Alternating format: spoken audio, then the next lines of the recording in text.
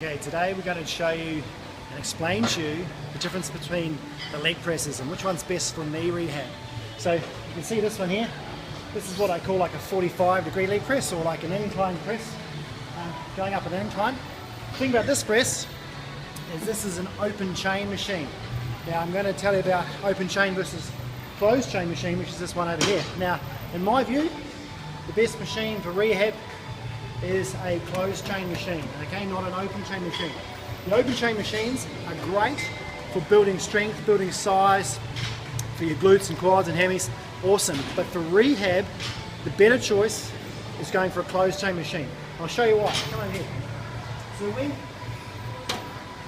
when you're in a leg press, it's quite high. Now the thing about this is, one, in your lower back, it's not so good. So if you've got a lower back problem or you've got disc problems, you can see in here, I'm already in lumbar flexion. Now if I'm going to load through that point, there's a lot of load coming down through my spine, pushing disc pressure that way. I'm in that bent position. In this position, it's very hard for me to get my core on. My spines, I just cannot get it into neutral because I'm so wound up in here. This will be really tight here.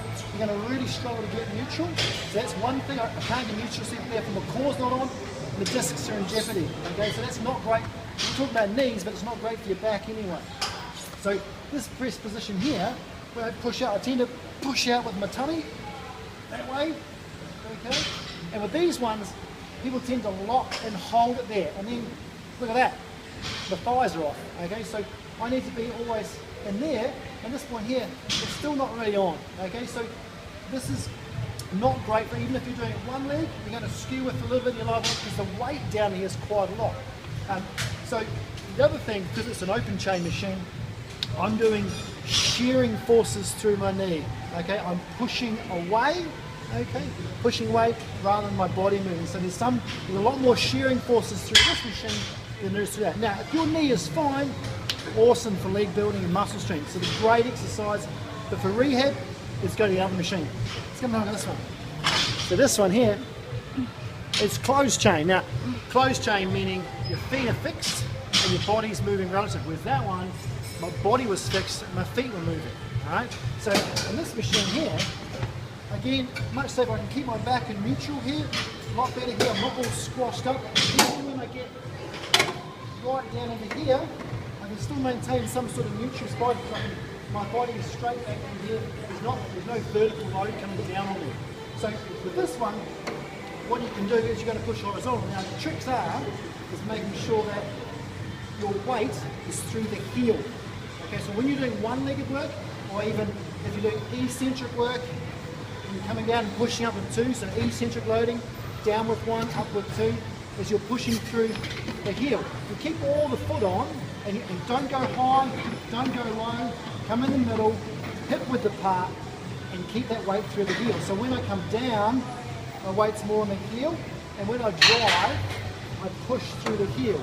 Now a little tip with this one is making sure when you push through the heel, think about pushing that plate away like you would do with a 45-degree machine. So when you come down, my weight's through my heel, my pelvis is level, and I think about pushing that plate away. And that'll give me a lot more work. So if I do on this leg, if I come down here, a lot more work VMO, a lot more work glute. So when I drive through there, that single leg work for knee rehab, which we love, which fires that VMO up, because when you're two legs, you're not going to do as much VMO as if you're on one. Okay, so more VMO work done on one, and you get really nice and stable. There's nice compression through here, which is what the knee loves, especially an ACL knee. You're driving through into one, and you'll really fire that glute if you push that away. Okay, so that's the difference. Open chain, closed chain. Make sure you push it through the heel, firing the glute, getting that VMO going, and one-legged work. Okay, start with eccentric, pushing up to two, and then work on the one-legged work.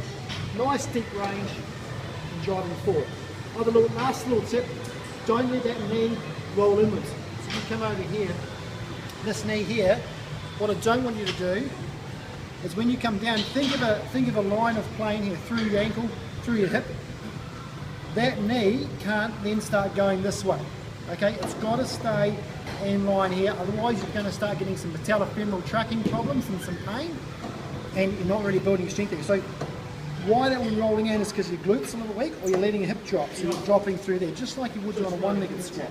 So keep that level into here, keep that aligned, look at that knee, and drive through to the top. The other thing too is when you get to the top and you lock out, don't let your quads go. Keep it, don't let them go jelly, keep them on, keep them tight.